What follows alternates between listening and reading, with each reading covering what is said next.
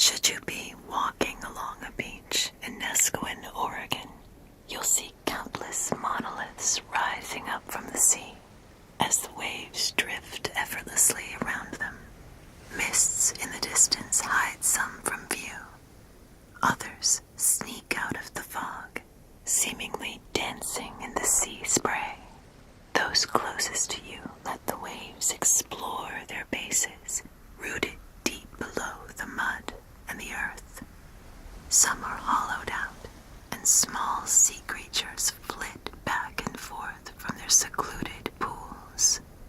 Some are a little like jagged mountains, weathered by time, craving the blue skies above.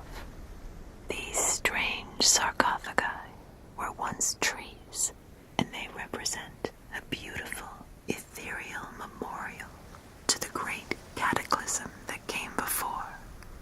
People have understandably come to call this place the Ghost Forest, and the tale of how it came to be is, as you'd expect, haunting. One day, just over 300 years ago, this family of Sitka spruces were suddenly and violently wiped out. Sometime in the year 1700, the ground shook, water raged. The slither of rock at the surface of the world warped and shifted. The only thing that didn't fall that day was the sky itself. In Japan, 5,000 miles away from present-day Nesquin, a wall of water crashed into the eastern seaboard at night, sweeping ashore from the deep and empty darkness like an ancient, all-powerful force. Around 620 miles of coastline were flooded. At the same time, hours earlier in the Pacific Northwest, devastating rumbling and a similarly gargantuan tsunami slammed into the shores and rushed uphill. Earth's tectonic plates are like jigsaw pieces, constantly bumping against, running away, or grating alongside each other. Forests, among other things, sometimes sit at the top of continental plates, which themselves sit atop oceanic plates. Those dense, submerged plates can head toward the continental plates before sinking beneath them and falling into the annihilating conditions of the lower mantle. As those two titanic geological beasts clashed, stress built up as the downgoing doomed plate got increasingly stuck on the North American plate. Eventually, this caused the two plates to become bound together, and as the oceanic plate continued to descend, the overlying continental plate buckles backward. For centuries, the land and the forest rose upward. The seas receded, and for a moment, a blink in geological time, there is ascendancy. Then, when the stress became too much to bear, a cataclysm unfolds. The continental plate violently snapped back into its original position, out into the sea. The earth shook as all that pent-up energy was suddenly unleashed. Like a gigantic slinky toy, the sea was pushed both outward into the Pacific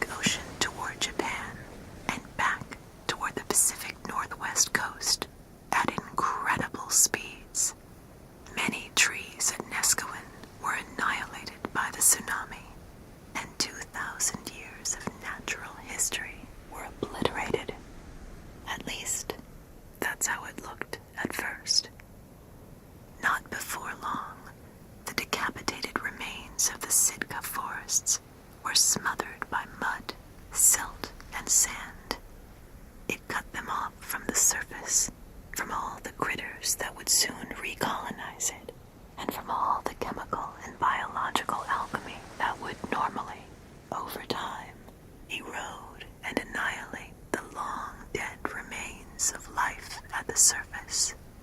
Normal operations were interrupted, and the trees, at least what was left of them, remained preserved beneath this blanket of earth.